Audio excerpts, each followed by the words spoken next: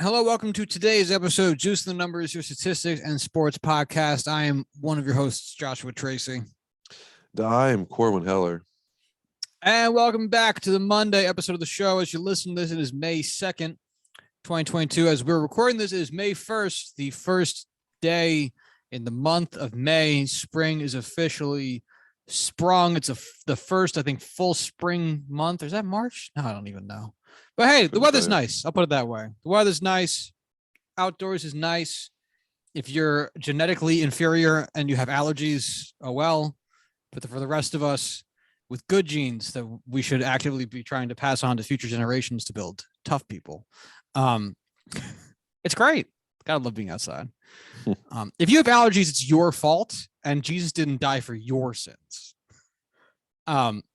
Anyway, so the NFL draft concluded yesterday. We talked about our potential first round picks and what Corwin and I individually would have wanted to see out of our teams, as well as, obviously dishing out who we think would have gone where as we move through the entirety of the first round.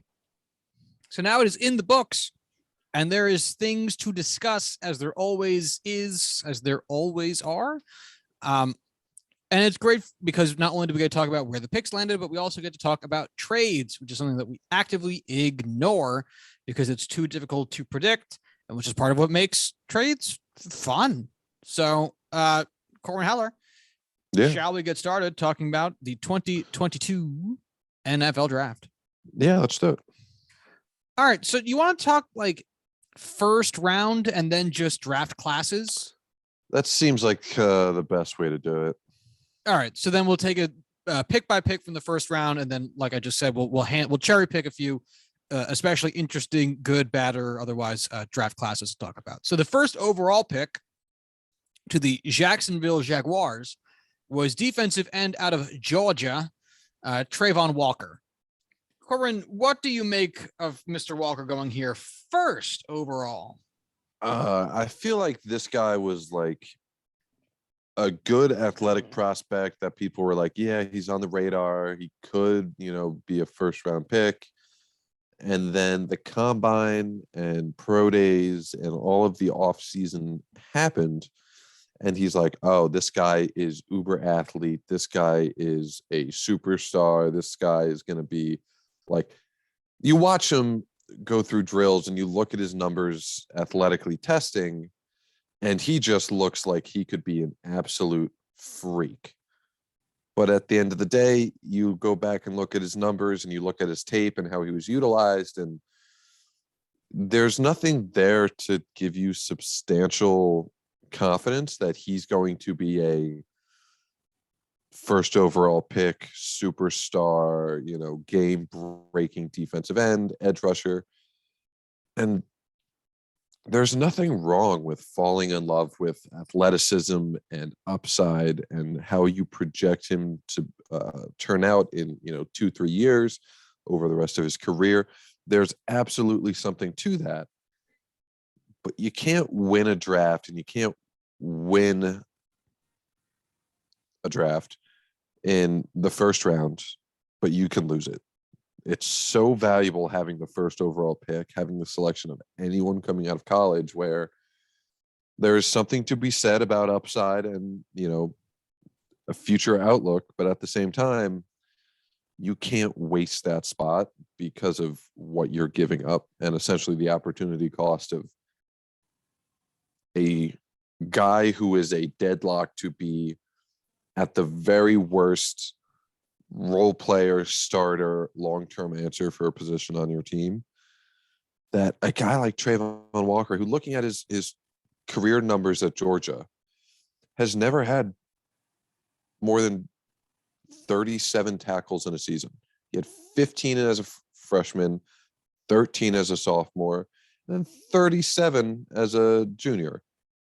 That's a pretty big jump, but at the same time, none of these numbers do anything to move the needle off the page. He had 9.5 career sacks over 3 years. He doesn't do anything exceptionally well that we've physically seen to really in my mind, warrant a first overall pick.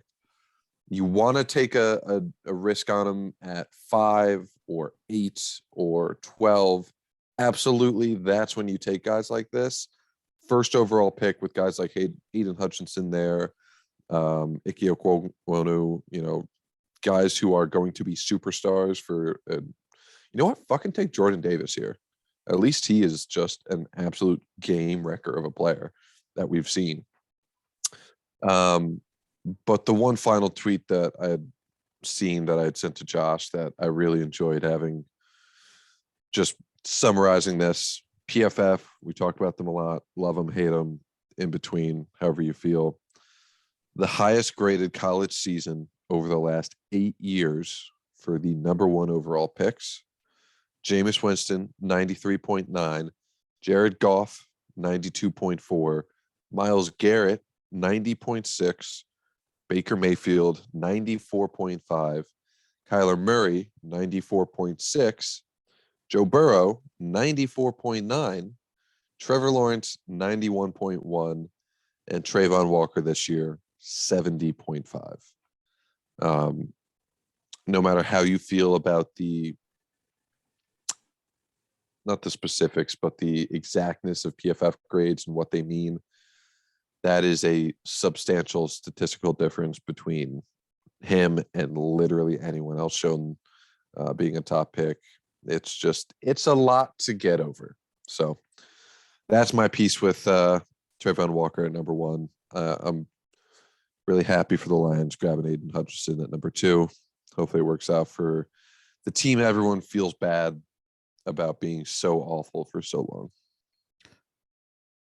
This is it's a weird pick for all the reasons that you've said, which are significantly more valid than the reasons I'm going to say. But it's also just so odd because of the situation the Jaguars are in. Like, let's ignore the fact that the quality or the grade of Trayvon Walker for a second, and let's just look at the position and where the Jaguars are right now. Mm-hmm. They're depraved. Their roster is not good. And Trevor Lawrence probably didn't have the season he potentially could have had because of how destitute that roster is. And it's wild, especially in contrast to what the Jets were able to do for Zach Wilson, which we'll obviously get to when we talk about the Jets. But it's wild to see the contrast between how those two teams in relatively similar positions addressed their team going forward. Both teams, lots of holes, performed horribly this past season with rookie quarterbacks, and they need to figure out the best way to structure a team around these rookie quarterbacks so that they don't become squandered or die on the battlefield, and can actually put a championship level team around them. I'm not saying that the Jets put a championship level team around them, a lot to be seen, young guys, but they made steps in the right direction. Whereas this, a defensive lineman, I mean, it's just if you took the best defensive lineman, you put Aaron Donald on the Jaguars, how many more games did they win? 1, maybe 2 max. So we're saying they win 4, maybe 5 games next season. I mean, it makes no sense. If the Jags were in a better position, or maybe you view this as a home run or bust swing here at 1, maybe Trayvon Walker ends up being fantastic. Who the fuck knows? Mm-hmm. But they're not in the position to do like this. This pick screams we should have traded back. It screams we should have traded back. Because guess what? You probably should have gone with either a high defensive end or a wide receiver, running back. No, not running back. Wide receiver or offensive lineman. Something on the offensive side of the ball. Maybe none of those would have been really a great first overall pick if you value that too high. So if Trayvon Walker is a pick that people view as a consensus number 1 and doesn't make your team better in the ways that you need it to be. I mean, I've seen some truly abysmal Jets teams with amazing interior defensive lines. Mm-hmm. I mean, there was a Have few the Jets years have the Jets ever won a Super Bowl? one back in How, 1969. how many AFC Championship games have they been to in the past 15 years? 2. Okay. Yeah. How many of those would you credit to the defensive line? Oh, the 2 that they went to? None. Yeah. Mm-hmm. But I mean, even in recent years when we Important to have for sure, but right, because there were some years where the Jets had like a shit mediocre offense with like the Ryan Fitzpatrick years. We had like an okay offense, decent offense, horrible secondary, and then literally a top 3 running and running defense, mainly because of the interior defensive line. And it's like, guess what? We still lost a fuck ton of games. I mean, it was not a great boost to the team, and it's not going to make your quarterback any better. So obviously there's more draft picks here, but unless he's going to be the second coming of Aaron Donald, and you can just have that in the back pocket, cool. But even just from a positional standpoint, hey, maybe Corwin and I are both wrong. We've been wrong about a lot of these players coming out of the draft. Sure have. We'll be the first to admit it. But this one is just odd. But listen, anything we say between now and eternity, if we are proven wrong, you can't blame us.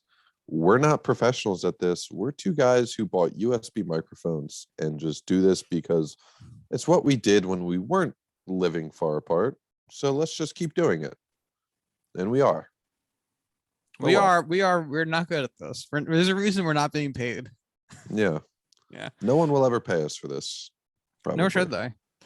All right. So the second overall pick, because we spent a lot of time on Trayvon Walker, was to the Detroit Lions, the defensive end out of Michigan, Aiden Hutchinson. Corwin, how do you feel about our man Aiden going second overall here? I love it. I mean, he's the guy that probably should have been number 1. I think, getting a in-state kid to come back and be the hallmark player for that defense that's going through a serious rebuild. I think that's a great fit. Great pick. Yeah, a slightly different situation. The Lions also very, very bad. However, their quarterback play is more in flux than the Jaguars right now. Like they can spend time rebuilding the defense while they're waiting to figure out what they want to do at quarterback, because right now it's still the ghost of Jared Goff, and they don't have a guy that they're investing heavily in like the Jaguars are with Trevor Lawrence. So nice. All right, that brings us to the Texans, who take the first cornerback off the board. They take Derek Stingley Jr. out of LSU. Texans, I mean, a lot of the teams down here up here at the top of the draft board, obviously in a bad shape. How do you feel about this for the Texans? If Derek Stingley, if they are confident he's back 100%, great pick. I think him or Sauce Gardner would have been fantastic picks if they wanted a corner. I think both of them are going to end up being fantastic NFL pros. This just comes down to whether or not you think Derek Stingley can finish unlocking the promise he showed as a freshman and throughout his career before getting hurt. And he has, serious potential, just like Sauce. Good pick. Why not? How many total tackles do you think Derek Stingley has? 69. 73. Sauce Gardner, 99. Yeah. How many years for each? 3. Stingley has more tackles for loss. He's 7 to Gardner's 5.5. Although Sauce has 3.5 sacks as well, which is hilarious. Derek Stingley has 6 interceptions, all of which came in his freshman year, to Gardner's 9 interceptions, 3 each season.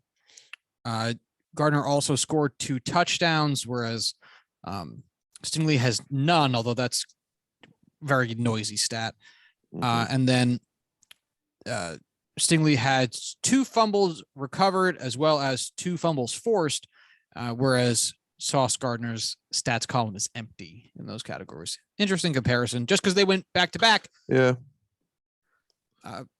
Yeah, I will because say, sorry, go ahead. Go ahead. Gardner has 5 extra games in his career. Stingley played in 15, 7, and 3 games respectively. Gardner played in 11, 9, and 13. So Right. Gardner's much more heavily weighted on those later, older seasons. Right. So that Derek Stingley Jr. went third. Ahmad Gardner, cornerback out of Cincinnati, ends up going fourth He to had the such a good freshman year. New York Jets. I'll obviously be turning it over to you, but I am a fan. The Jets cornerback secondary situation has been hot, wet butt for years. It's just so upsetting to see a constant string of getting burned, getting bad communication in the backfield, and a litany of holding and defensive pass interference penalties because the cornerbacks can't keep up. And it's the same thing for wide receivers on the other side of the ball, where like if you have a number one guy, the rest gets so much easier. Yes. It really like the cascading effect of having a really effective number one guy, not even like a top 3 guy in the league, just an effective number one guy is so game changing. So a guy that you can just leave alone, let him do his job. When you worry about, covering a safety with, basically bookending a guy on the other side of the field, that's where you worry about it. That's where you send the help and just have one guy who could just take care of his own shit. Right. I mean, it just makes the game so much more simple for, really, I guess partially the X's and O's of it and the communication part of it for the guys on the field when the roles can be a little bit more definite based on certain assumptions, and the ability to line up talent accordingly. So I'm a huge fan. I didn't realize I would be until it happened. When Corwin asked me positions the other day, the last episode, 2 episodes ago, cornerback was not top of mind for me. But to see it happen, I'm thrilled. Great pick. Love it. Yeah, I would have thought that it would have been Kayvon just because of, boy, it seems like the Jets just really need in their own minds to find an edge rusher. I'm honestly glad they went with Sauce because of how the rest of this draft turned out. But at the time, even looking back, it's like, all right, that's a great pick for them. He's such a good player. Nothing to worry about either. Like there's no red flags. Right. And, and it's not even like the Jets need him to be the next Terrell Revis or any of that shit like that. Like, God, just a good above serviceable level cornerback would be game changing for the Jets secondary. Game changing. Absolutely. All right. Well, we'll be talking about the Jets a lot more. 2 more times just here in the first round. So let's move on to another team we're going to be talking about a couple times, and that's the New York Giants, who did draft Kayvon Thibodeau, defensive end out of Oregon. Were you expecting him to stay in the top 5 or be out of the top 5? Like, is this? I thought this was going to be the absolute floor for Thibodeau. So I definitely didn't see him. I didn't think that he would fall to 5 in the first place. I thought 4 would be his realistic floor. But I don't think there was any way the Giants were going to pass him up. Unless they wanted their pick from offensive tackle, which that's disgusting. Oh, for sure. He was the number 1 overall recruit out of high school. He's just one of those guys that's like, he's been a freak his entire life. And I was saying during the draft, if you are like a top prospect at every level you've ever played the sport, there's a very good chance you are just really good at it and are going to continue being good at it. I'm sorry, just real quick. 84 solo tackles, 42 assisted, 126 total tackles, 35.5 of which were for a loss. So basically a quarter of all of his tackles were for a loss. 19 sacks and 7 passes defended with 3 forced fumbles. That's fucking hilarious. Freak. Oh my God. He is the opposite of Trayvon Walker.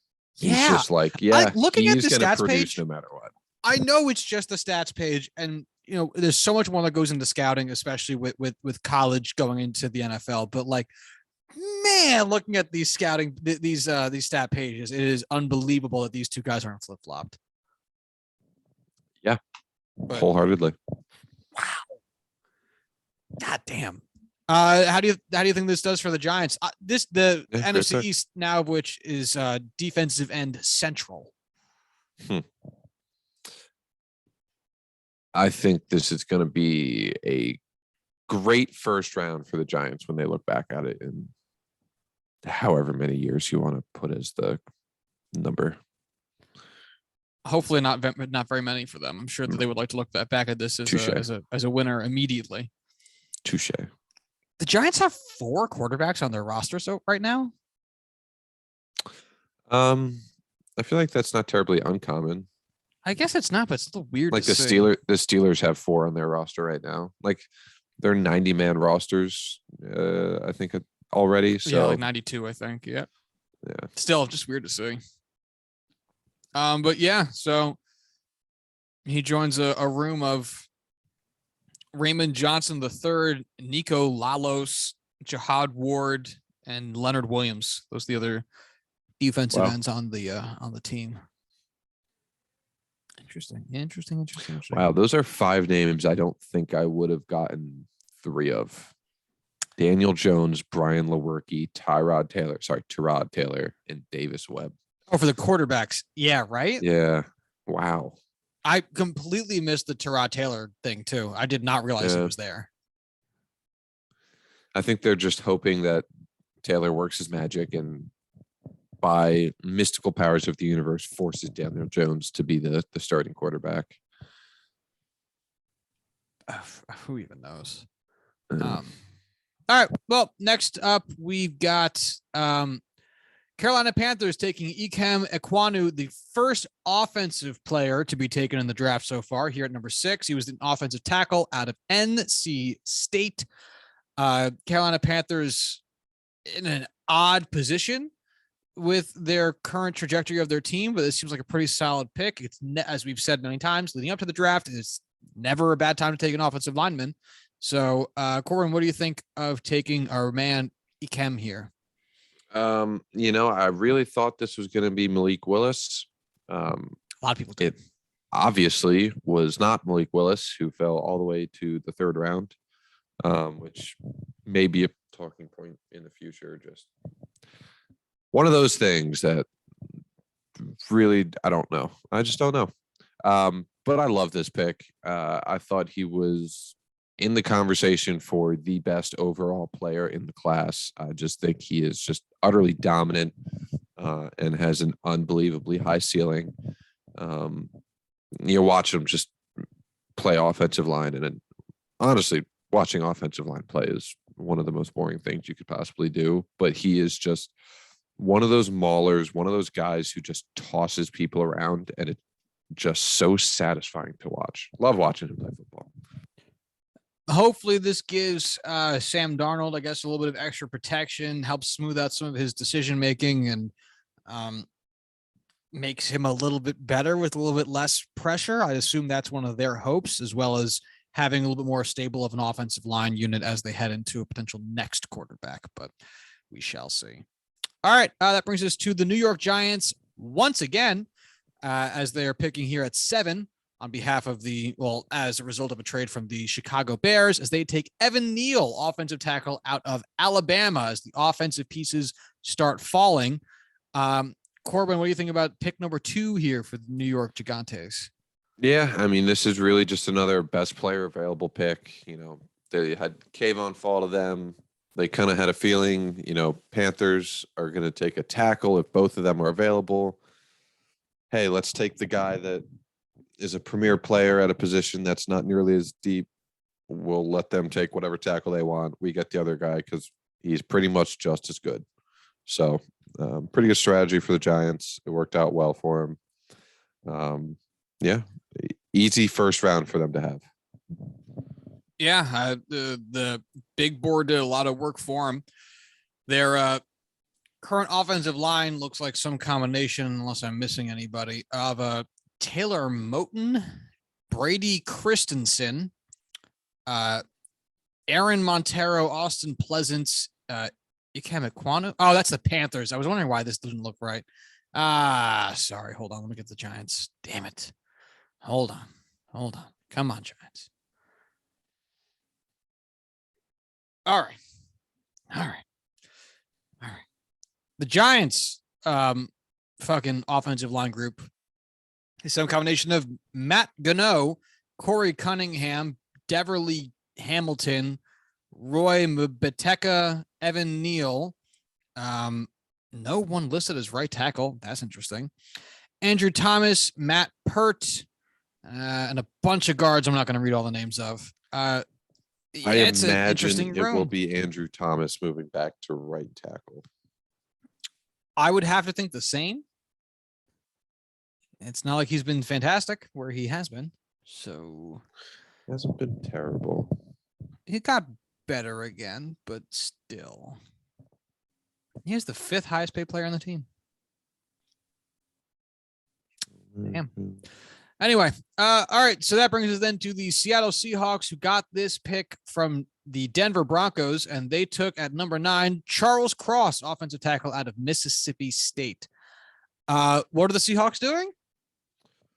Who knows? The thing that they've never done previously ever. We also skipped the pick, but that's fine. We'll go back. We did? We skipped the Falcons. I'm sorry. We'll get back to the Falcons. But the Seattle Seahawks are investing in their offensive line. Who would have thought? Not Russ. Russ is probably steaming wherever he is right now in Denver, smoking a fat blunt. Broncos didn't even have a first-round pick. He's just steaming. Hot and steamy. Yeah. Again, never bad time to take an offensive tackle. So, all right, good for you. Yeah. It's a fine pick. It's one of those, like, I don't think he's going to be like the guy from this class. I don't think he's going to be, multiple time all pro selection. I think he's just going to be one of those quiet, steady starters at left tackle for like 8-9 years. And then, which is perfect. Answers a question and you just don't have to think about it. And then that's all he needs to be. There you go. Sometimes those are just the best picks. Yeah. I mean, the Jets had 2 of them for like 10 years in DeBrickashaw Ferguson and Nick Mangold. Those 2 dudes just showed up, did their job, and never missed a snap. I mean, I think they both had a Pro Bowl, maybe an All Pro in there like once or twice. And outside of that, we're just like steady Eddie holding it down on the O-line for like a solid decade. So, yeah, I get it. Sometimes those picks, that's all you need them to be. But just go back to the pick that we skipped. Atlanta Falcons take Drew London, wide receiver out of USC. I don't know who this man is. Tell me if he's good. He's fine. Wow, that is a scathing indictment for the 8th overall pick. Oh, I thought you were still asking about Charles Cross. I like Drake London. I thought he's a very good, big-bodied wide receiver. We talked about him in the draft, about him going to the Jets at 10. 6'5", 210. Big body wide receiver. Yeah, monster. It's a big guy. I don't know exactly how tall Julio Jones was, but he was very tall, and he was very good at what he did. And you know what? I think he'll do nicely. I don't know who's going to throw him the ball, and you know what? There's nobody else there other than Kyle Pitts to catch balls. Julio Jones was 6'3". Why do you keep saying was? He still is 6'3". Well, touche. He is currently walking around in life as 6'3". Touche. But yeah, Falcons fucking needed a wide receiver, especially since Calvin Ridley is gone for a while. But yeah, fine pick, totally good. Way to go. The Falcons currently have 3 quarterbacks on their roster. Can you name any of them? Marcus Mariota. That's one. Mariota, Josh Rosen. Nope. Really? I don't believe you. I'm looking at their spot track thing right now. And Fuck. Oh, Felipe Franks. Felipe Franks. Yep. There's one more. Um, Felipe young Franks, guy. whose cap hit is $5,000. That's hilarious. That I refuse to believe, but okay. I'm looking right at it. $5,000. Yo, I could spot this man. Is it like an older guy, younger guy? Am I ever gonna get this? I have to look him up. So hold on, so I can get you this answer. Oh man, he didn't even come up when I put him. He must have just gotten drafted then. Is it the guy they just drafted this year? Yes, has to Is it be. Yeah. So Desmond Ritter? Desmond Ritter. Yeah. Okay. Yeah. That's I it. don't know why I didn't think of him first, but whatever. Yeah. So yeah, wow, I don't know who's going to be throwing him the ball. Oh, that's not good. Honestly, I think it's a pretty good chance that it's their like third round pick, Desmond Ritter. Go off, man. Have a ball out there. Yeah. Yeesh. Listen, I will support Marcus Mariota forever and always, but yeah, I think at this point in his career, there is nothing moving the needle for him in the NFL anymore. Sorry. All right, well, let's go to teams that matter again as we go down to pick 10, closing out the top 10. Then we'll try to move a little quicker after this. The New York Jets, their second pick in the draft. This one coming from the Seattle Seahawks. They took wide receiver Garrett Wilson out of Ohio State, which is exciting as a Jets fan because, God damn it, this was one of the two positions I mentioned I did desperately want them to take because it feels like the Jets haven't had a real number one wide receiver since the 2015 campaign of fucking, oh my God. Brandon Marshall? Brandon Marshall, thank you. Eric Decker? No, Brandon Marshall. Which like that was a great season. That was a great season. It was one season, one time, and it never happened again. So I am so desperately looking forward to the prospect of having a real number one guy again. And again, like I just said with the cornerback thing, doesn't have to be the next Darrelle Revis. Doesn't have to be a top 3 guy. A top 15 guy would be a huge improvement for the Jets. Huge. I mean, a game changer for the Jets, especially with a rookie quarterback who has a lot of arm and not a lot of range from his receivers to receive it. So if you could throw some more jump balls up there, thrilled. Yeah, I mean, Garrett Wilson is a tremendous guy. Cooked Penn State fairly often. Probably the best all-around wide receiver in this class. I think he's going to be one of those just go out, does everything, runs crisp routes, catches the ball, excels down the field, yards after the catch. Like anything you need him to do, he's going to be able to do. I want an extra crispy route runner. Crispy route runner. I mean, man, with a rookie quarterback, this is what you fucking want, man. Like, you want that guy. You need a guy who can be that guy. This guy could be that guy. This guy could be that guy. There you go. Guy talk. Hell yeah. I'm excited about it. Very excited about it. So, all right, let's move a little bit quicker. So that brings us then just staying on the offensive side of the ball after going straight defense for the first 5 picks. We're going offense heavy. Another wide receiver up the board. New Orleans Saints take Chris Olave, wide receiver, also from Ohio State. What do you think about this for New Orleans? I think it's funny that these two guys went back to back after how much debate there was between the two of them. I don't think Olave is quite as good of a receiver, and I don't think he's quite worth going in the top half of the first round, let alone 11. And then I think the biggest issue here is, God, they gave up so fucking much to be able to draft him before they even were able to draft him. Let me pull up the right tweet. So the Saints traded picks 18, 80, 98, 101, 120, 237, Stop. a 2023 first and sixth round pick. How did I miss this trade? Oh my God. This is the culmination of like 2 or 3 different trades. Okay. The 2024 second round pick and a 2022 sixth round pick that was forfeited due to some shit. I did not look into the details and I won't. In exchange for the 11th and 19th overall pick this year, the 194th overall pick, and Bradley Roby. Fuck you. Okay, thank you. That's a lot. That is a whole lot.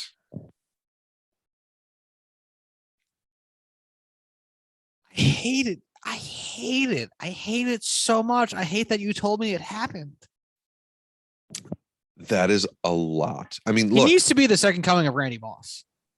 there are 2 first round picks that they got this year. A wide receiver, and spoiler alert, an offensive tackle. The first round pick that they gave up this year was also a wide receiver. So that'll be fun to see how those 2 guys develop and what it comes down to. But holy shit, that is so much value leaving. I don't like it. I don't like it either. Of course, we're going to have to just wait and see because, again, we're stupid. But holy shit, like I don't think that is the recipe for success. And the Saints have been doing it for a while. They're not ones to shy away from just sending away all of the value they have for a top overall pick, whether it be here, whether it was like 2 or 3 years ago with like a small school defensive end that never really amounted to much, or trading their entire draft class for Ricky Williams. But I mean, this is the type of shit you'd see from like a rookie guy in like a dynasty fantasy league. Oh my God, yeah. You know what I mean? Like, here, who, take all of my second and third round picks. Yeah, right. Like, I don't understand how much value is in the non-first round picks, so just fucking take them. You know, like. That's a scarily accurate analogy. I mean, this is because even if the guy works out, which, you know, hey, he really might, but I mean, that's so because you got to think it's not even just who could have been in terms of the players, it's also the money. Because if you can't draft the players, you have to go acquire them in free agency to just fill the roster. That's one of the other things that makes the draft what it is in terms of the function that it serves within NFL payroll.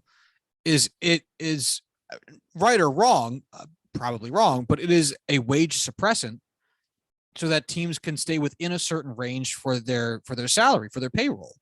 And if you don't participate in it, and have to address all of your positional groups to even a greater percentage in free agency, you will be spending more money to get the same level of production, if not worse. Rarely ever is it higher.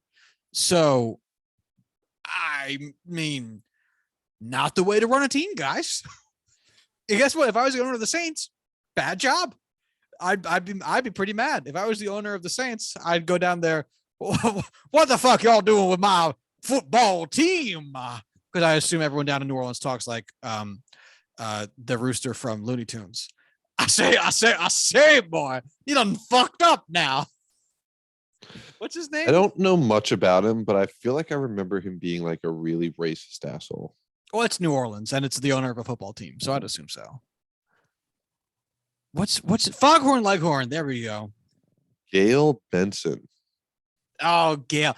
Guys with the first name Gail, racist 100% of the time. Not a guy. No? Yeah, Gail. Following the death of her husband, Tom Benson, she became the principal owner of the Saints in 2018. Interesting.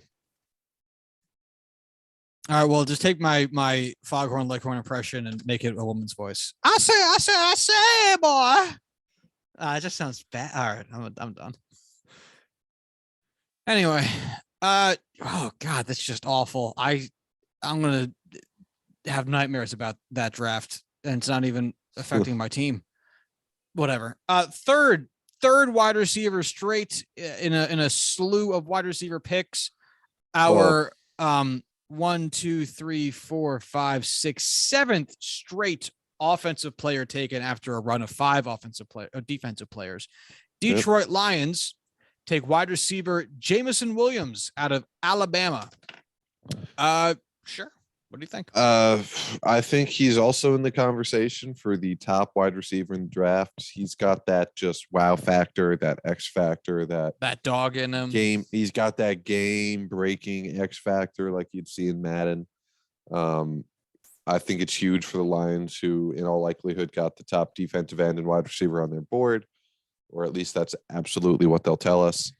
I definitely think that although the team he is ending up going to may not be the best, having the best overall career out of any of these guys, we'll see. But regardless, love this for the Lions. Definitely fills a position of need and just letting this draft fall to them.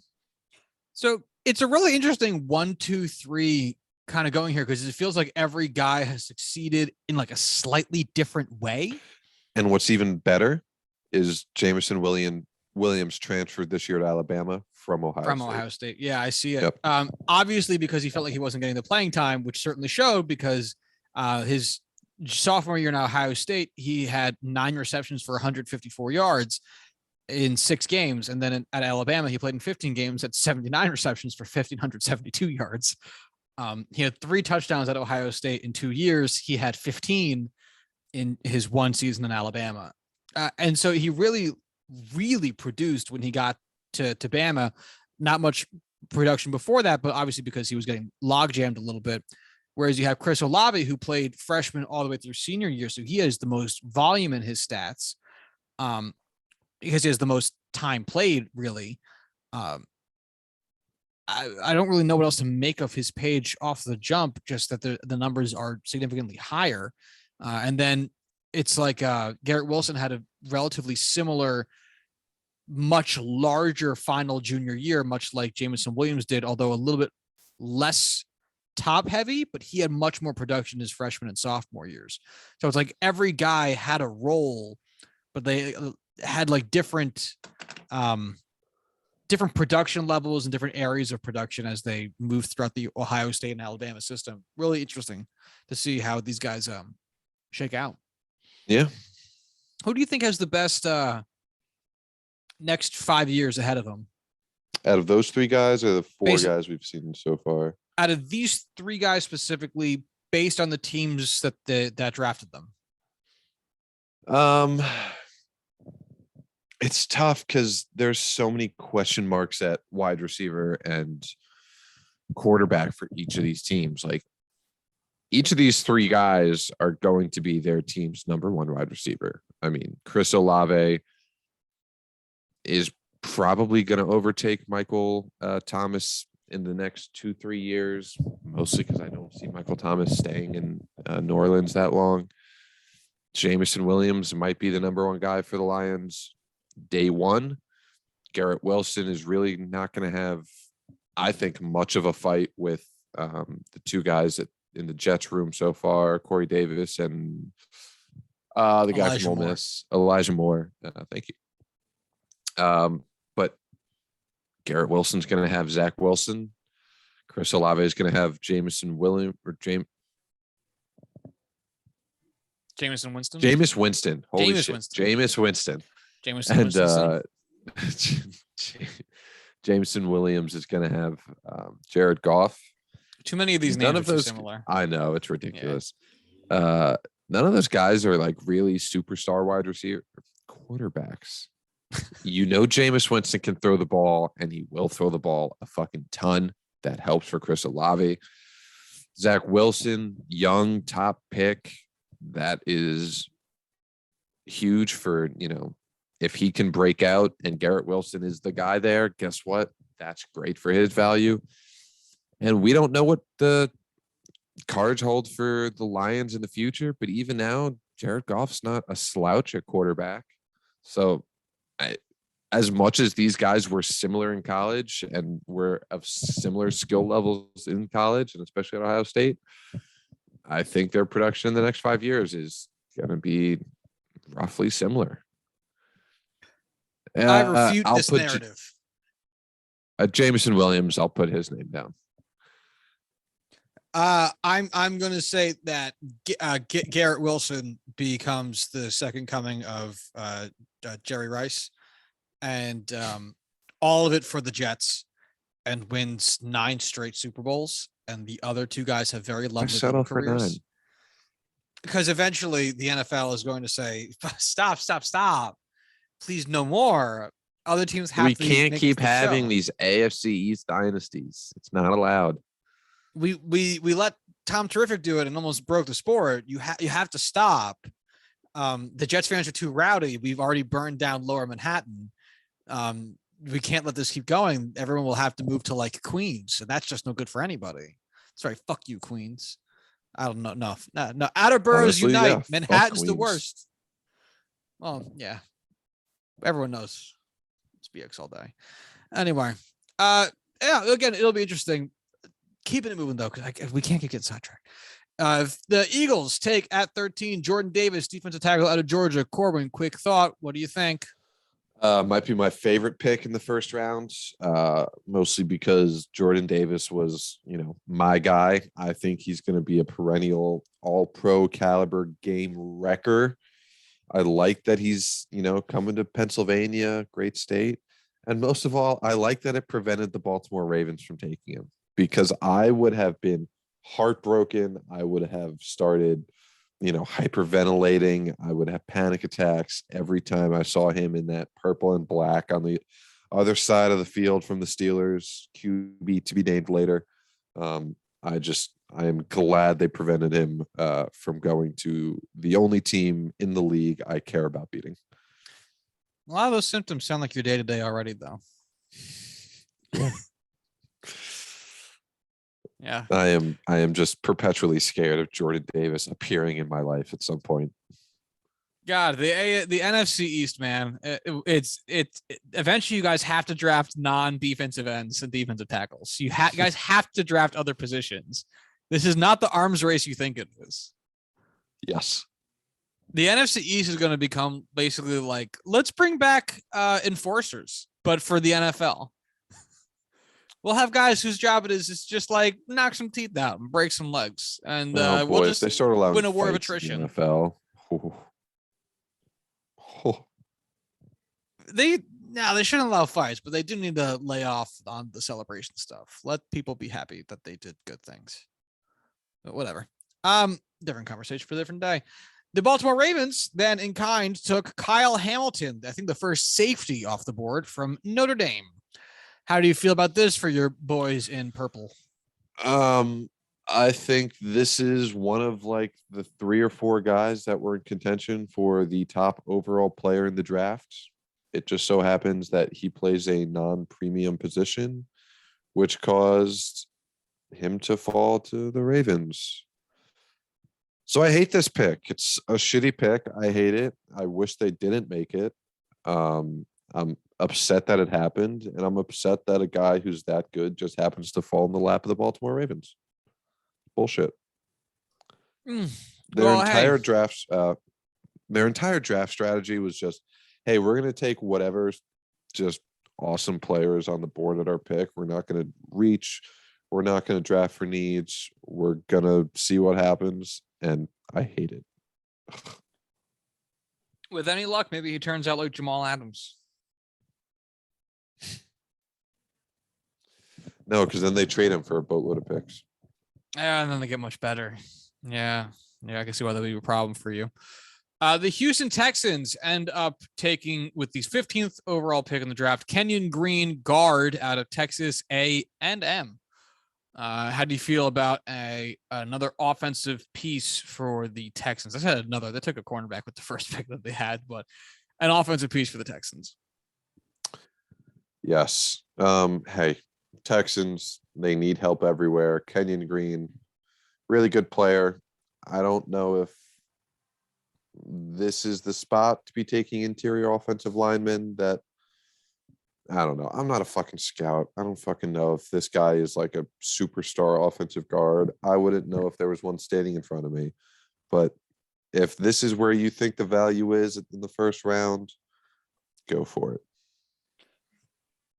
Yeah, maybe it's just a BPA pick. I mean, the Texans are also in a spot where it's like your team's full of holes and you have no immediate path forward because you have no quarterback situation. And it's impossible to have an immediate path forward without a quarterback situation figured out.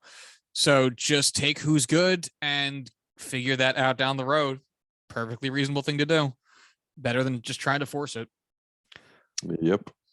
All right, that brings us to the Washington Commanders, who take with the 16th overall pick, Jahan Dotson, wide receiver out of Pennsylvania State University. Corwin, as a Penn State fan and a longtime lover of the Washington Commanders, please tell me about this pick. Oh, man, I'm upset that it was the Commanders to some extent. But really, I'm just so happy to see Jahan Dotson go in the top half of the first round. I don't think this is going to be a guy that lets this pick down. I think he fully lives up to the potential here, lives up to the value that the Commanders are assigning to him. I think he's going to be one of those guys, especially to pair up with insert name of Pro Bowl wide receiver for the Washington Commanders. That's on the tip of my tongue, and brain's just not working today. Please help me. Who are you trying to think of? Terry McLaurin. I think McLaurin's going to be an alpha dog here on out. I think Jahan Dotson could be honestly one of the best number 2 wide receiver in the game. I think it's going to fit so well with what that team needs. Just a guy who you can toss up, just catch the ball anywhere within his radius, glue for hands, crisp route runner. I think it's going to be a great pick for them. All right, that brings us to the Los Angeles Chargers taking Zion Johnson, another guard, this time out of Boston College. What do you make of this for the Chargers? You know, I just talked a little bit of shit on the Texans for taking a guard here. But when it comes to Justin Herbert and the fact that this team really doesn't have glaring holes, they just need to protect Justin Herbert from a division that seemingly has every game-breaking pass rusher in the league. Getting a dominant offensive lineman is probably a really, really good idea. Yeah, this is, again, a good situation for a little bit of BPA and a little bit of situational, not situational drafting, but you know, making it the best of what you got here. Right. Because like the Chargers are a pretty good team, should be a playoff team, have struggled with that part of things the last couple of years. So they don't have super bad things holding them down. Like there's not like oh my God, they bad cornerback, bad defensive ends, bad whatever. It's like everything needs marginal upgrades here. And with a quarterback that's still young, that you want to make sure is able to live a long and healthy life, offensive tackle is usually a good thing. So, yeah. All right. Tennessee Titans take Treylon Burks, wide receiver out of Arkansas, 18th overall. I mean, they traded this. The Eagles had this pick. They traded to the Tennessee Titans in exchange for A.J. Brown. That trade in and of itself is a major win for the Philadelphia Eagles because they get a guy in A.J. Brown. And then the Texans, who by all means didn't have a ton of leverage. He wanted out. He needed a contract. So they just happened to draft who is essentially the next AJ Brown. I mean, Traylon Burks pretty much fills the mold of what AJ Brown is to a T. He's a guy with great deep threat ability. He can work over the middle, work short, and just eat up the yards after the catch. He's big bodied. He's just powerful all over the field. He's AJ Brown. So if you were going to move AJ, this is the guy to do it for. I don't think you can consider it a loss. It's a fun player. I know the NFL Network had him as the number one wide receiver on their board. A lot of guys did preseason and opening up draft season, and he kind of fell down the board because of athletic testing and things like that. But at the end of the day, this is one of those classes where there's like 6 guys who could all be Pro Bowl wide receivers, and he's one of them. So good use of the situation for the Titans. I'll leave it at that. Yeah, it makes sense for both parties. On the Eagles side of things, I'm sure that they want a little more of a proven quantity at wide receiver to help them understand where. Oh fuck! Is it Jalen Hurts, right? For the Titans or the Eagles? The Eagles, right? Yes. Jalen Hurts. Yes. I'm bad with names. Okay, so having it be a little bit more certain of what Jalen Hurts is would involve removing some variables, and knowing who AJ Brown is, having an understanding of his capabilities at wide receiver, the level of talent that he is, makes that assessment a little bit easier than going forward with a rookie. Not that a rookie would have been bad. Obviously, the Titans were comfortable trading away AJ Brown essentially in place for Treylon Burks because they also think that he is good, but it makes life a little bit easier on the Eagles for their determination of their current talent on the roster. And it also show the Titans are not in a position where losing a wide receiver or taking a gamble on this wide receiver transfer essentially would put them in a terrible position because of the way that their roster is built. They don't ask Tannehill to do too much most games and rely more on their run game, good coaching, and defense. So to take a little bit of a gamble here isn't the worst thing in the world for them to do, especially if it can save them some money, which I'm sure also does, which will give them a little bit more flexibility down the road. So really interesting kind of study of opportunity cost, really, and talent assessment going forward. So interesting trade. Seemingly a really good pick for the Titans that will probably work out for them overall. And that brings us to another pick that the Eagles traded away. They traded away a lot. The Eagles are mentioned in picks traded away 1, 2, 3, 4 times in the top 20 picks, including one of their own excluding one of their own actual picks. So 5 times in the top 20 picks are the Philadelphia Eagles. That's kind of weird, right? That's the Howie experience. Yes, it is. Okay. Anyway, so the Saints, they drafted a second time. They took Trevor Penning, offensive tackle out of Northern Iowa. Sure. The guy is a mauler at offensive tackle. I like the pick, arguably. Again, this goes back to the discussion about how much value they gave up for these picks versus what they got in return. That being said, this fills a big need for them. And for reference, this guy was the talk of the town during the Senior Bowl for being too violent against defensive tackles and defensive linemen when he was up in drills against them, throwing him to the ground, tossing him around, basically just being an absolute badass motherfucker. I'll say it. So I think he's a good guy to have in your locker room. I like it. Nice. That brings us to the pick I've been waiting for to talk about. A pick I'm sure we're going to spend a relatively decent amount of time on. Yeah. Pick number 20.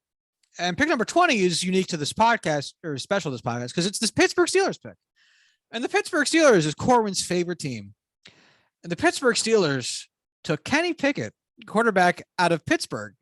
And what's funny about that is that Pittsburgh is one of Corbin's least favorite football teams. Yeah. And Kenny Pickett played for that team with very tiny hands and is now the quarterback of Corbin's favorite team. We always spend the most amount of time talking about the Jets and the Steelers. We spent a lot of time talking about the Jets last year because they took a quarterback. And we're going to spend a lot of time talking about the Steelers this year because they took a quarterback. Lay it on me. Oh, boy. Malik Willis was here. I would have loved Malik Willis. I would be the happiest man in all of New Jersey if the Pittsburgh Steelers selected Malik Willis. Not because they did not. Oh, okay. Not because I, am the smartest guy in New Jersey and I know that Malik Willis is going to work out. Just because I liked Malik Willis a whole lot. He had so much upside. He has such a strong arm. He could run the ball so well. He is a glowing personality with nothing close to a red flag. Not saying Kenny Pickett does. I just think Malik Willis was the best possible quarterback the Steelers could get in what seems to be their very, very standard pick range that they are always seemingly in. And he was there. And instead we took Kenny Pickett, which I'll focus on the negatives first. Then I'll go all in on why this is probably still going to be a pretty good pick. Blah, blah, blah, blah, blah, all that. If we look at the quarterbacks of the last 3-4 years that have broken out and made significant improvements to their team and have caused their team to really take a jump into what is now the upper echelons of Super Bowl contention.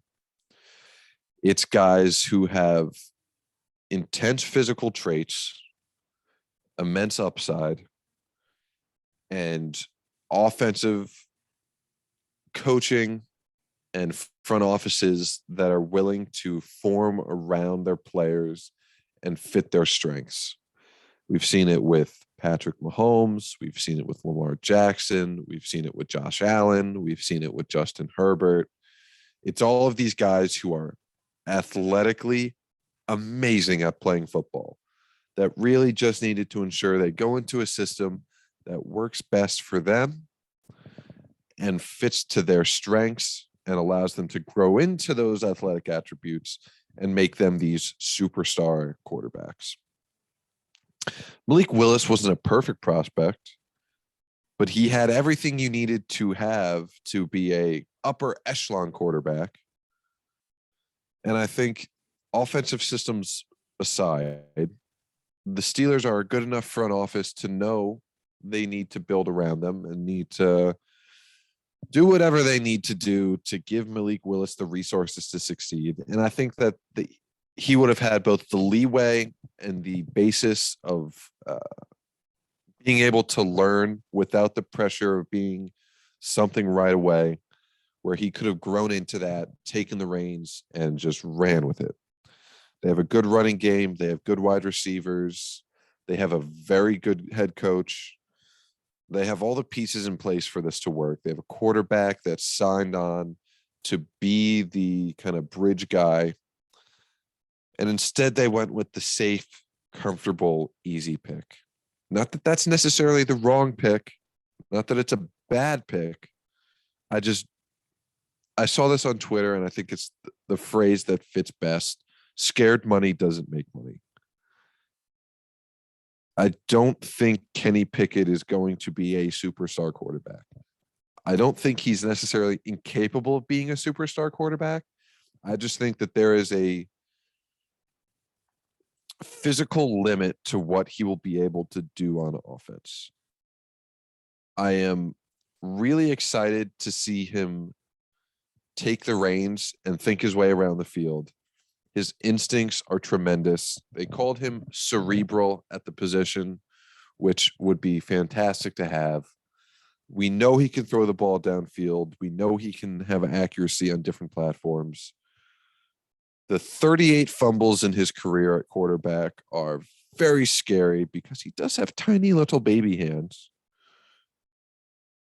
I shouldn't be upset by this pick. It's just not instilling the hope that I was hoping to have from this draft that I really would have loved to have. But at the same time, this is a guy that Matt Canada, their offensive coordinator, recruited out of high school to come to Pitt. He's a guy that has been in the Steelers facility for the past 4 years. You know, they've seen this guy play football for 5 straight seasons. They know what they're getting. They know who they were going to pick. They had all the information they needed to make this pick, and they did it. I should have faith in this front office. I will have faith in this front office. I will put my love and support behind Kenny Pickett. But if Malik Willis turns into a really good quarterback, I'm going to be sad. What is the worst that you would accept to call a good season from Kenny Pickett if he's the starter this year? If he's the starter, if he has more touchdowns than interceptions, and if he passes for 3,000 yards, if he's over 220 a game, maybe 225, what does that average out to? I don't know. I was looking at something else. That's 3,600. So 3,500 yards, I think, would be a really good season for Kenny Pickett. But you're asking the worst that I would accept. The worst you would accept is still being a good season. I'll say 3,000 yards then. I'll stick with the initial answer. So like 3,000 yards, 20 touchdowns, 10 interceptions. Is that okay for you? I would be content with that season. Yep. Okay. We know we're going to run the ball. I don't think we're going to get crazy with any, deep balls early on. I think it's going to be a very, arguably Big Ben type season from the past 2-3 years where we'll take our shots downfield when they're there. Otherwise, we're going to dink and dunk and not make any big changes. Let them pick it up in front of them. Take what you got. Who was the last quarterback selected by the Steelers in the first round? Ben Roethlisberger. Yeah. Ain't that some shit? You mean we years. haven't drafted a quarterback in the first round while we've had a Hall of Fame quarterback as our starter in the past 18 years? I mean, honestly, though, yeah. I mean, dude, 18 years is a long motherfucking time. I get it. I totally get it. But it's like, it's not like there's been anyone else at quarterback. Like the guy that we last took is the guy he's directly replacing. It's not like there's been a gap. No, I know, but I'm saying at some point you might go like, oh man, he's really getting old. And we take a new guy. And like the Packers took Jordan Love 3 years ago. It's not outrageous. I know. It's just we've also really shit on the Packers for doing that because you shouldn't do that.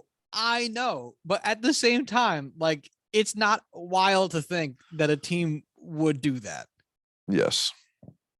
Because the Packers did. And the Packers are not run super duper well, but they did. Fair enough. Who was the last first round quarterback that the Steelers took before Ben Roethlisberger? Oh man. Guys I weren't alive for. Tommy Maddox, was he a first round pick? He's not who I have listed here. That the Steelers specifically took. Steelers first round quarterback. I don't know. Prior to Ben Roethlisberger. Terry Bradshaw. No, but he is the next one after this guy. Who is it? Mark Malone. I don't know who that is. Taken in the 1980 draft, pick number 28. I don't know who that person is. Yep. Yeah. 1980 and then 2004. So 1970, Terry Bradshaw. What? The first overall pick in the draft, which the Steelers have not had a lot of. So Terry Bradshaw, 1970. 1980, some man named Mark Malone, who sounds like a noir detective from the 40s. And then 2004, 24 years later, Yeah. All Ben right. Roethlisberger. Given And then saying 18 years after that. 18 years with Ben Roethlisberger is nothing compared to 24 years with the fucking schmucks that the Steelers had a quarterback before him. You know what's even more wild, though? It's not more wild, actually. That's a lie. But you know what else is wild in terms of just gap? Who was the Patriots' last first-round quarterback before Mac Jones? Oh, God. I feel like we just asked this. Was it Drew Bledsoe? It was Drew Bledsoe in 1993. Yeah. Now, obviously, Tom Brady, has been there, and so they haven't needed a quarterback also. Was he a first round That's pick? almost... Did he not go like one overall? Tom Brady was actually Mr. Irrelevant in that draft. But that's almost 30 years. That's almost 30 fucking years without taking a quarterback in the first round. Just wild I fucking hate it. I know, me too. All right, but moving on. Kansas City Chiefs. Unless you have more to say about the Steelers? Can we just take a quick break here? I'm going to piss myself. All right, pick number 21, Kansas City Chiefs. Trent McDuffie, a hilarious name for a cornerback out of Washington. Imagine your route gets stuffed by a man named Trent McDuffie. You got stuffed by McDuff. I am just honestly shocked this man is not white. His parents fucked him on that name. No, that man's not white. He's got the whitest name in the NFL. Yeah. McDuffie? Trent? Oh, wow. I'm sorry, buddy. Yeah. And you're 5'11"? Oof. And it has bigger hands than my boy Kenny Pickett. What do you think about this pick here at number 21 for the Chiefs? I thought it is a really good pick. It's a value pick. Trent McDuffie is a guy who probably could have gone in the teens, probably the third best cornerback here behind Sauce and Stingley. I think this is just one of those picks where the Chiefs don't have really any big holes. So they have the value to just, or they have the opportunity to just take whatever really good player falls to them and not have to worry about it too much. Yeah. I don't give a fuck what the Chiefs do. They're good and I don't care. The Packers took linebacker Quay Walker out of Georgia at 22. What do you think about which is just hilarious because the Packers just traded away their best wide receiver and all Aaron Rodgers asked for is for them to take wide receivers, and they took a fucking linebacker. But what do you think? They took two guys in the defensive front seven in their first round. I know. It's amazing. There's no wide receiver here on the board that would really make a ton of sense to reach on in the first round. But that's like the only hole you have to fill. I don't.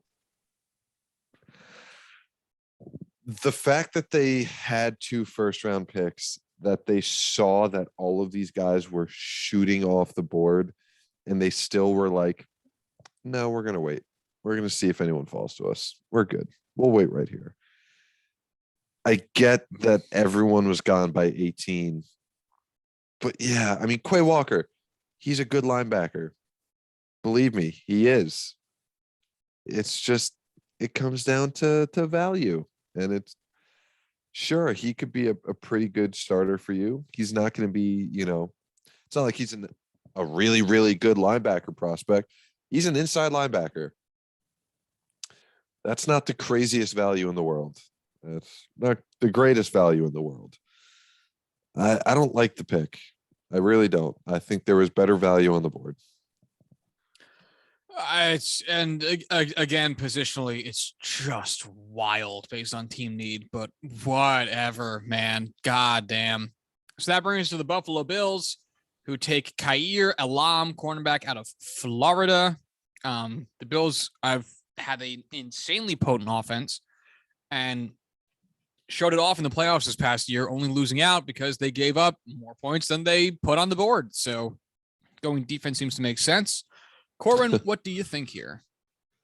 I think this is a fine pick. They had some room there for improvement at cornerback.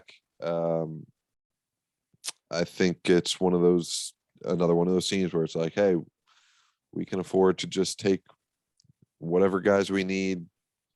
Here we go. Here's a good player. The value's there. That he fits our board, fits a need. Cool. Let's take it. Simple, easy pick. Nothing crazy to say.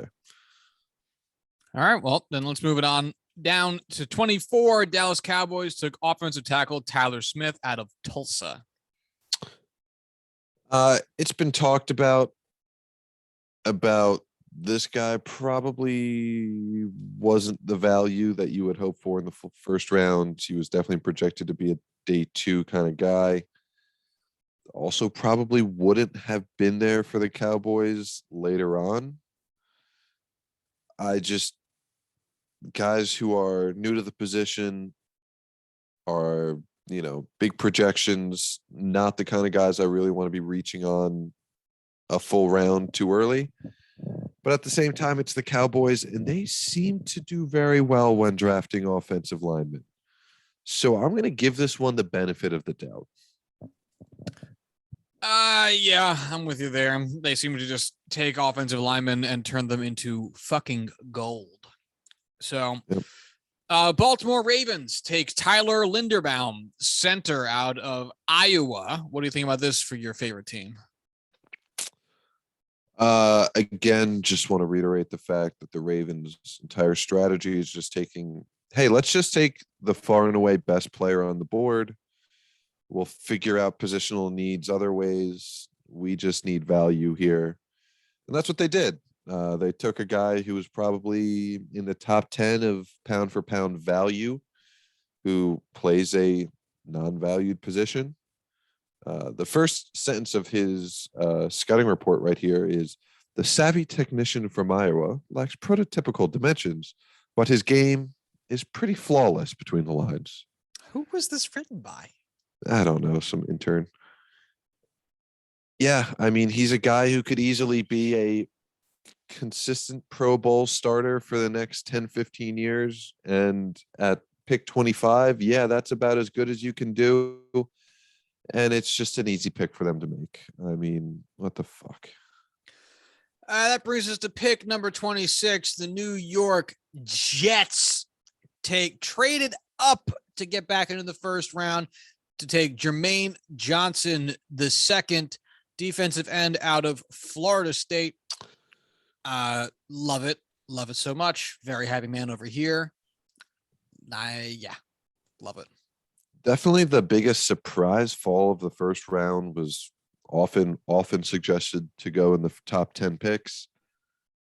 The Jets themselves said that they were able to grab 3 players in this draft, all within their top 8 ranked guys. That's pretty exceptional. I mean, if you're talking first round alone and just the value of the first round, this is far and away the easiest draft to just say, yeah, that they knocked it out of the fucking park. This could, by all means, be a franchise-changing draft with the guys that they got early. Those are 3+ starters for them this season. Not anything negative to say here. Just pretty spectacular. It's just so exciting because all 3 of these guys are going to be real difference playmakers that you're going to notice right off the jump. Like an offensive arguably the 3 most important positions on the field outside quarterback. Right. And that's the thing is like taking like Mekhi Becton, who I know was hurt this past season, but even if he's like cooking, you're never going to really notice it unless there's a play where he absolutely pancakes somebody.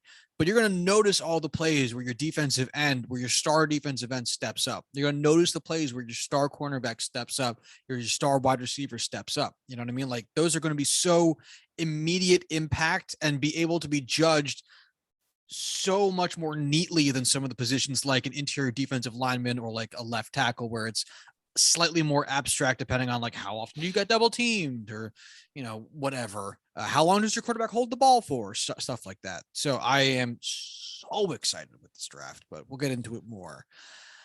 I mean, in the last 5 drafts, they have completely solidified the 5 most important positions on the football field in the first round. That's tremendous. They keep me coming back for more. Watch as they go like 6 and 11 this year, and I'm still just like thrilled though. Duh. Anyway, Jacksonville Jaguars back from the dead take linebacker Devin Lloyd out of Utah. What are they doing? Don't know. Taking the best linebacker in the draft. I know, but their offense is trash. Oh, right. That's tough.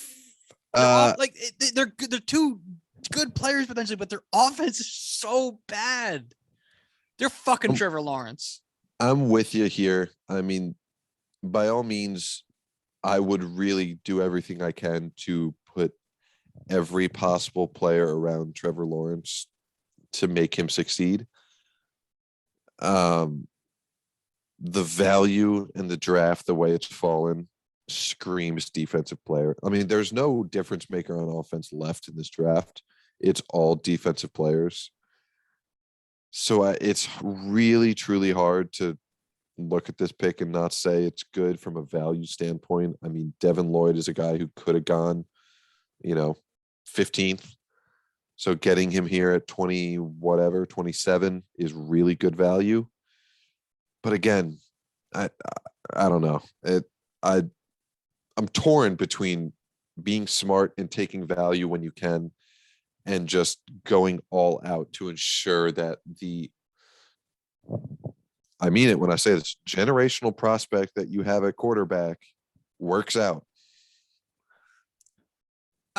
Can I tell you who the top 3 wide receivers are in the Jaguars depth chart? Sure. Christian Kirk. Yep. The ghost of Marvin Jones. Yep. And Zay Jones. They got Laviska Shenault there. Huh? They have Laviska Shenault there. Yeah. He wasn't listed as top 3 in the oh, that's tough. In the thing. So yeah, I didn't. Oh, I don't like those guys. Yeah. So those are 3 number 2 wide receivers. So of those 4 guys, I'll throw your guy Laviska in there. How many of them do you think broke 1,000 receiving yards last year? None of them. Not a single one of them. In fact, between the 4 of them, they've only broken 1,000 receiving yards. All 4 at any point in their career have only broken 1,000 receiving yards in a season once. Was that Marvin Jones like 2 years ago? 2017, which feels like I know the season. I feels way more recent, but yeah, 2017. That's it. That's so bad. I would not be happy if I was Trevor Lawrence. Their tight end is Evan Ingram, which I did not realize. And their running back is James Robinson and Travis Etienne. Baby. Yeah. That's not a good offense. That's not good. Holy shit, is it ugly? It's so ugly. Oh my God, it's ugly. Oh boy. Trevor Lawrence. I'd be furious. Don't sign a second contract with that team. I would be furious, man. Oh my God. Yeah. I mean, like, whatever. It doesn't even matter. If I'm Trevor Lawrence, I'm walking away from that first day of draft day, sad and afraid. Anyway, next up, 28 Green Bay Packers. They take defensive tackle out of Georgia, Devontae Wyatt. Corwin said they took 2 defensive picks. Here's the second one. Oh. What's crazy is this is the guy I wanted the Steelers to take if they weren't going to get a quarterback. I love him as a prospect. I love him as a player. Not a wide receiver. No, verifiably not a wide receiver. Oh man, just God. That brings us to pick 29. The New England Patriots take Cole Strange, guard out of Chattanooga. And okay. We're going to talk about the Patriots draft as a whole Yeah. later. This is not a great pick. This is not a good pick. Not a great pick by that transitive property. Sean McVay saw this pick live while doing a press conference and audibly laughed because Oh, no. this was a guy they were targeting with their first pick. Their first pick was 104. This is so much sooner than 104. This is significantly three times sooner than 100. This is 70 picks sooner than 104. 75 picks sooner. It's too many picks. This is too many picks sooner. This is a bet. Spoiler alert for the upcoming discussion. Bill Belichick, the coach, has saved Bill Belichick, the GM, every single year he's ever held those two roles. Because he's really good at one and fucking bad, laughably bad at the other. I know. It's like, imagine how much better the Patriots could be if they had a good GM and still Bill Belichick coaching. Like, it'd just be insane. Bill Belichick with like Ozzie Newsome or Eric DaCosta at GM. Which one is the guy from the Colts? Chris Ballard. Oh, him with Chris Ballard. I don't think he would work with Chris Ballard because I think the personalities would not mesh well, but it would be disgusting. I know. They would never lose a game. And I'd hate it, but I'm glad that it's not the case because now the Patriots can actually lose like 3 games a season. And I relish those 3 games. I celebrate those 3 games like they're holidays. Anyway, Kansas City with their second pick in the draft take George Karlaftis. Oh, what was his real first name? Like Yolos or some shit like that? Yeah, he's Yaris. Very Greek. Super duper Greek. Yeah, hold on. I have to Google it because I remember his name very much so not being George. Hold on. What's your real name? What's your real name, George? I know it's not George. We looked this up. I can't fucking find it. It says George, but I could have sworn we saw like Yolos or some shit like that. All right, whatever.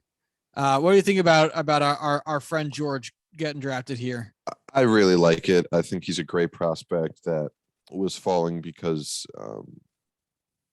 shitty political reasons of him being white and a defensive edge that is not uber athletic. I kind of just made that up now because it always seems to be the case. Yorgos. I love him. Sorry, Yorgos. Yeah, there it is. But yeah, no, I love this. I think the Chiefs had a very nice first round. He was born in 2001. That's a lot. That's not long ago. I don't even know what to say anymore. Anyway, Cincinnati Bengals took the safety Daxton Hills out of Michigan with pick number 31. Any thoughts? I think he's a very good athletic safety. I don't think he's going to be a difference maker for the Bengals this year, maybe not next year, but again, I think it's a nice fit for them in the future. Corwin just hit us with a maybe not today, maybe not tomorrow. But anyway, Minnesota Vikings round out the first round, taking another safety, back-to-back safeties to close out the first round. Lewis Sign out of Georgia. What do you think about this for Minnesota? One of the guys I really would have liked the Steelers to pick up at 20. I think he's the number 2 safety in this class. I'm a big fan of him. Great football IQ. Like the pickup for the Vikings. Fills a big need for them. Okay, so that rounds out the entirety of the first round. So now let's talk about Corwin's discussion-worthy draft classes for individual teams, since there are some standout for both good and bad reasons. So, Corwin, who's on your list of what should we call this segment? Like fuck ups and glow ups? It's really a bunch of really nice draft classes and then one really bad one. All right. I'll start with the one I thought was the best. There are 2 that really stood out to me. We'll start with number one, the Baltimore Ravens. They just kind of, usually when you say someone just kind of autopiloted their way through the something, anything, it's usually a bad thing. The Ravens did this for the first, let's see, 1, 2, 3, 4, 5, 6, 7, 8, 9.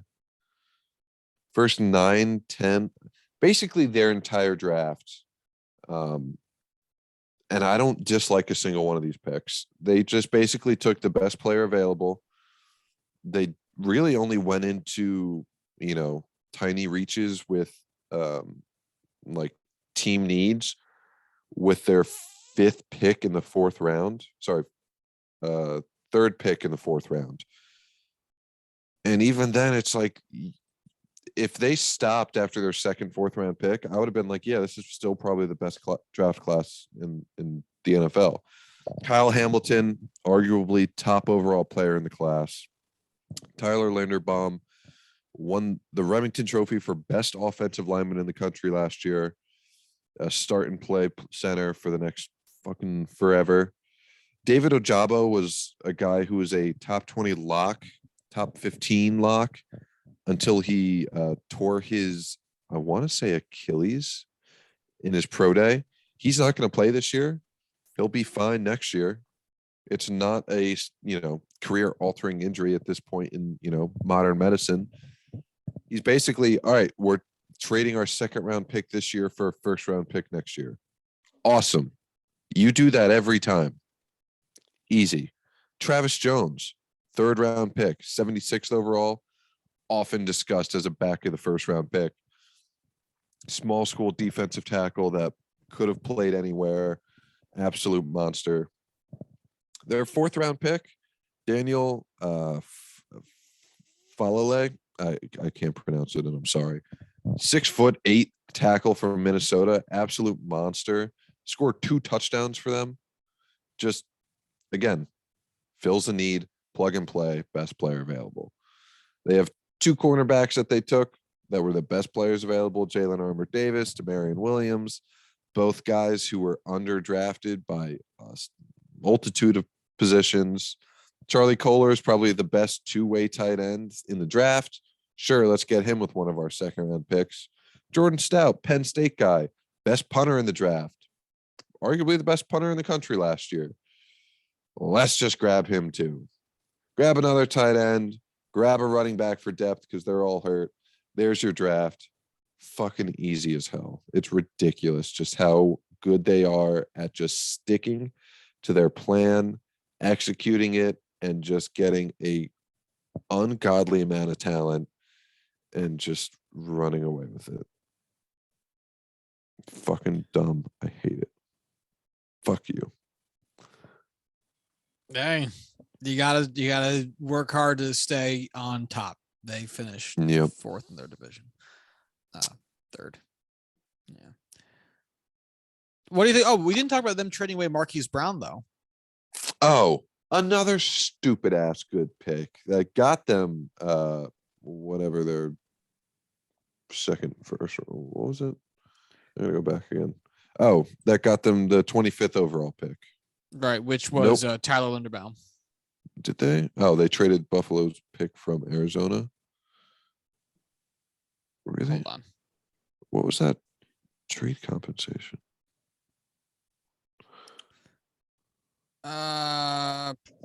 The Cards pick 23, which I guess they the traded Bills gave to from Buffalo. Yeah. Okay. So yeah, it eventually became pick 25. Yeah. Right.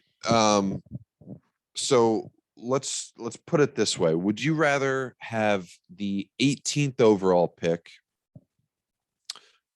for AJ Brown or the 23rd overall pick for Marquise Brown? Oh man, I So- actually am not sure I know. So AJ Brown is an all-pro wide receiver. Marquise Brown, I don't know if he's broken 1,000 yards receiving yet. He broke 1,000 yards last year. Yeah. Okay. Um, in my mind, I think AJ Brown is a game changer. I think Marquise Brown is a disappointing first round pick at wide receiver. Yeah, I'm comparing the stats. I'd rather have AJ. It it's just stupid the kind of value they were able to get for him, which was essentially all of it after what 4 years of 3. 3 years of Marquise Brown. And usually when you trade away a first round pick, you don't get a first round pick back because you don't get all of the upside. It could be anything. It could even be a first round pick.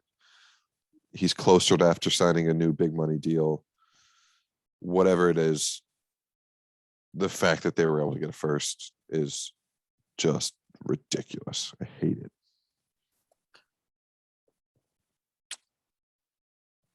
That's why they're the number one team in the NFC North, and always have been, always will be. Okay, I'm ready to end the podcast after that comment. Bitch. Who else do you got for really really good drafts? I have the Eagles here. I really like what they did with 2 picks in particular. I already mentioned that Jordan Davis was my favorite pick. But getting to Kobe Dean in the 3rd round, the 83rd overall, he was a guy that was a consensus, mid to late first round pick. Fell because of a pectoral injury that he declined to have surgery on, which may be a medical red flag in the future. It's really one of those picks where if he works out at 90%, 75% of what his potential was as an initial first round pick for 5 years, I think that's a win, an absolute win for Howie in Philadelphia. Really like what he did there. And then he only had 3 other picks throughout the draft, which isn't great, but those 2 alone, I think those could be impact draft picks. I have to pull up the list because I forget the other. You want to just name a team that was on that list as well? On what list? The one I sent in the chat. Oh yeah. The Texans. Cool. That was literally what my cursor was over. I really like their picks, at least through the first 4 rounds. Like we said earlier, Derek Stingley. Okay, all right. My computer's not working anymore. Derek Stingley, Kenyon Green, 2 solid first round picks. They'll be day 1 starters. Jalen Pittree. I don't know. He's going to be a starting safety for them. Dynamic player. John Mechie at wide receiver. I think he's in all likelihood going to be their top receiver for the next couple of years. I love his talent. Christian Harris, another linebacker prospect, fill-in starter automatically. And Dameon Pierce, honestly, probably going to be a solid bet to be in the picture this year at running back. I just think they got a lot of value in those early rounds. Probably should have saved the Ravens for last because now, by comparison, nothing is like really stacking up to them. But still, really solid drafts from where we're looking at shortly after going or leaving the draft, I should say. What's another team you got there? Let's go Seahawks. Seahawks. The Seahawks had a lot of really good picks, and one that you laugh at because it's both like the value's fine, but like it's such a Seahawks pick. Got Charles Cross in the first round. They were able to get a really fun player in Boy Mafe, edge rusher out of Minnesota. Absolutely lit up the Senior Bowl.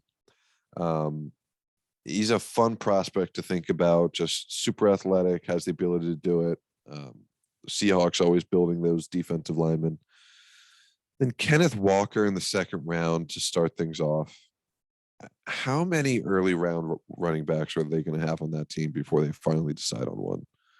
I mean, over the last 4 weeks of the season last year, the final 4 weeks, I think Rashad Penny had 879 rushing yards, something in that ballpark. Just an absolutely stupid number. and they're already replacing him. I mean, Chris Carson is still there. They have so many guys. Completely forgot about him. They have so many guys in that running back room that they can have as starters, and they're still drafting early picks. But whatever. I like Kobe Bryant out of Cincinnati in the 4th round. I like Tariq Woolen in the 5th round, both cornerbacks. Tyreek Smith was a former first overall high school prospect from Ohio State at edge, 5th round pick, really low risk, really high reward guy. And one of my favorite picks in the draft, Bo Melton, wide receiver out of Rutgers, is going to be a stud special teams player and honestly could really be a good number 3 wide receiver for that team with, DK Metcalf there. I really look forward to seeing if he can kind of break in and do something. But outside of that Kenneth Walker pick, I like the Seahawks draft. I still really hope DK Metcalf finds his way to the Jets. I don't think he will at this point, but I really probably not at this point. Last of the good teams with drafts, the Jets. The Jets. What a great draft. The 3 guys we talked about in the 1st round, Sauce Gardner, Garrett Wilson, Jermaine Johnson, landed Breece Hall in the 2nd. Awesome running back out of Iowa State. He's been basically penciled in as the number 1 running back in this class since his freshman year. Just utter stud. I mean, outside of the last 3 picks that they had, Jeremy Ruckert, Max Mitchell, Michael Clemens, all guys who could come in and work on or fight for depth, fight for starting position. Those first 4 picks are just absolutely amazing. That is just such an awesome draft class. Such an awesome future ahead of them. I'm so excited. I'm so excited. All right. So then our last team on here, the team that you want to give bad draft notice to, the New England Patriots. What just fucking shit, man. This is just a ridiculous draft class. Cole Strange, we talked about, major reach. Tyquan Thornton is a return man who went 50th overall. I mean, the Patriots have never been good at drafting wide receiver.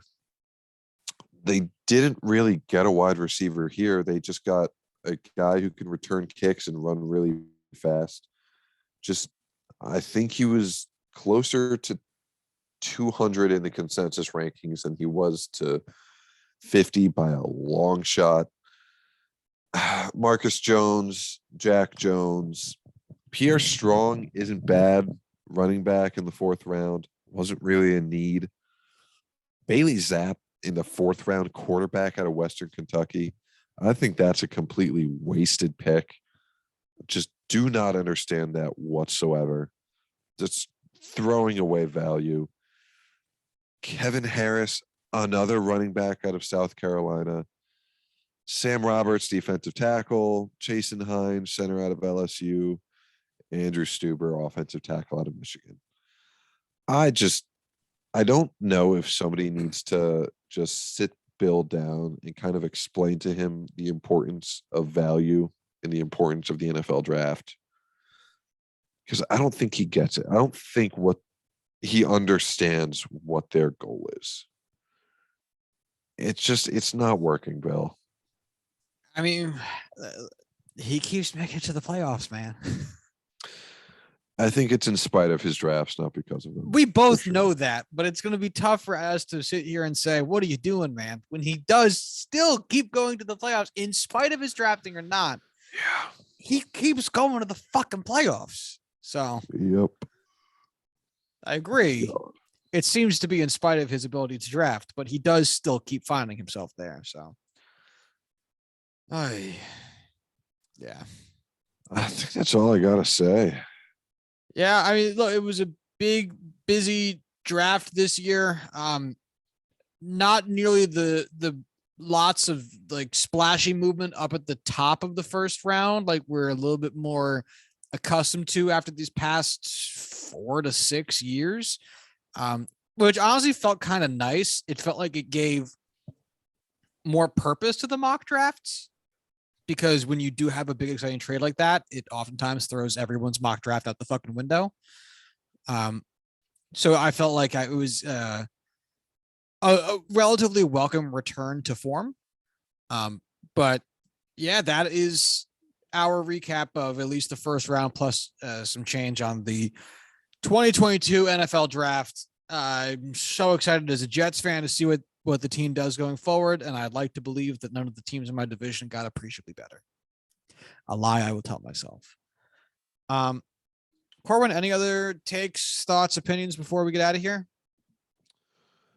Oh, Kenny Pickett, I hope you work out. God bless. All right. Well, if you want to follow the show, you can do so at Juicing Pod on Twitter. If you'd like to follow Corwin on Twitter, you can do so at Corwin Hell. If you'd like to follow myself, you can do so at Joshua D. Tracy. If you'd like to send emails to the show, you can do so at juicingthenumbers@gmail.com. And until Thursday, y'all have a good one.